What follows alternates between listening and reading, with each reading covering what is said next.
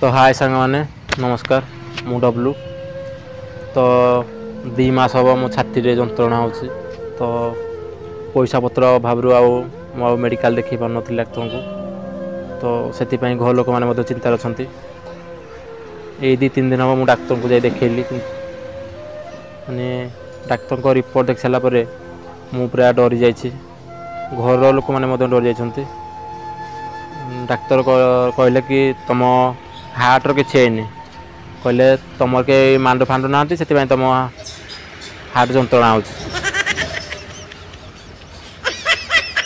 तो जदि किसी मांड फांड योजना होता तो मो हार्ट जंत्रणा टे कमता आ घर लोक मैंने चिंता अच्छा चिंतामुक्त होते। आपण मैंने भी टे चेष्टा करूँ जदि पाख आख किए अच्छी तो मो सहित टे जोगाजोग करूँ कि गोटे करूँ।